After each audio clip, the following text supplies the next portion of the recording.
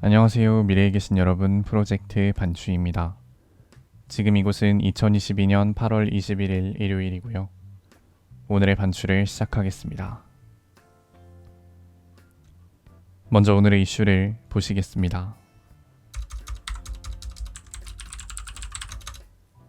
첫 번째 이슈는 경호구역입니다.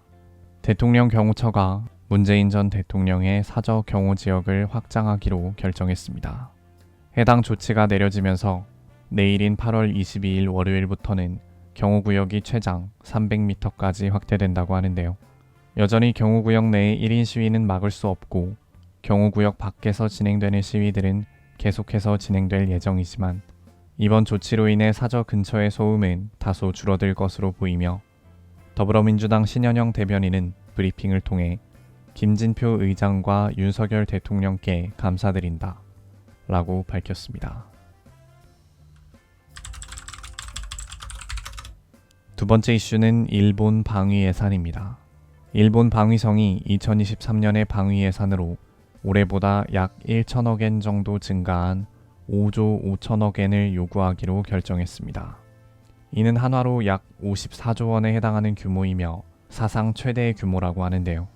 방위성은 스탠드오프 미사일 양산, 공격형 무인기 도입, 응급부두 설치 비용 등 다양한 방위산업 관련 자산을 확보하여 중국과의 격차를 메우려 한다는 분석이 나오고 있습니다.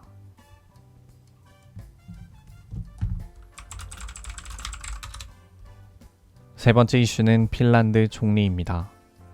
산나 마린 핀란드 총리의 이른바 파티 동영상이 연일 화제가 되면서 현지 시간 8월 19일 마린 총리가 결국 기자회견을 자청했습니다.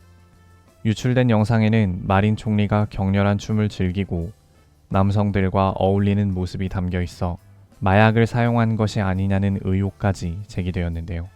마린 총리는 기자회견을 통해 마약과 관련된 의심을 해소하기 위해 검사를 받았다. 나는 평생 마약을 한 적이 없으며 불법적인 일도 하지 않았다.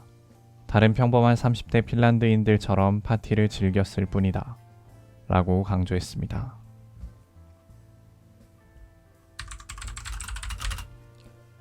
다음은 날짜별 테마를 보시겠습니다. 오늘은 21일이고요.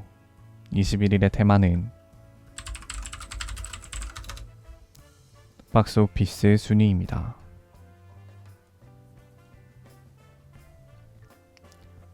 1위는 헌트, 2위는 한산용의 출연, 3위는 높, 4위는 탑건 매버릭, 5위는 비상선언입니다.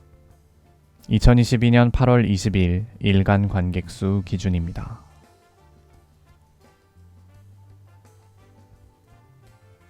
이제 여담 시간입니다. 오늘의 여담 주제는 감염 사실 인지 못함입니다.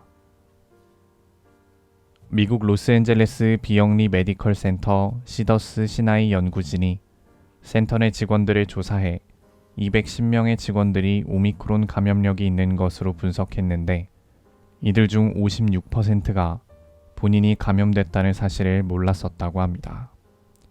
해당 사람들 중에서 10%만이 자신에게 감기 증상이 있었다고 밝혔고 대부분의 사람들은 오미크론에 감염된 채로 일상생활을 이어나간 것으로 확인됐는데요.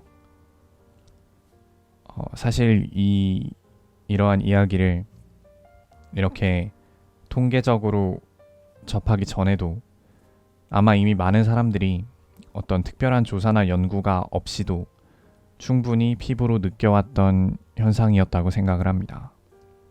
왜냐하면 지금도 하루에 한국에서 공식적인 확진자만 10만 명씩 나오고 있는데 이 10만 명이 다 돌아다니면서 바이러스를 퍼뜨리면 지금 사실 어디를 가도 코로나 바이러스에 정말 못해도 진짜 3일에 한 번씩은 노출이 될 테고 또 그러면 그 중에서 누구는 감염이 아예 안 되고 누구는 감염이 되고 또 감염된 사람들 중에서도 증상이 심해서 병원에 가고 검사를 받는 사람들은 받지만 또 증상이 비교적 약해서 그냥 감기약만 먹고 말거나 아니면 그냥 약간의 피로감만 느끼거나 아예 증상이 없거나 이런 사람들도 꽤 있을 테니까 어쩌면 이미 한국에서도 상당히 많은 사람들이 자신이 코로나에 감염된 줄도 모른 채 생활을 하고 있지 않을까 싶습니다.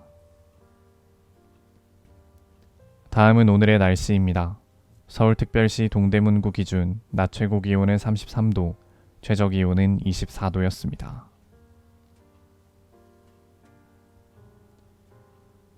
오늘은 이만 마치겠습니다. 오늘 하루 모두 수고 많으셨고 8월 21일이 생일이신 분들 진심으로 축하드립니다. 미래에 계신 분들 모두 과거를 거울 삼아 지혜로운 미래를 보내시기 바랍니다. 감사합니다.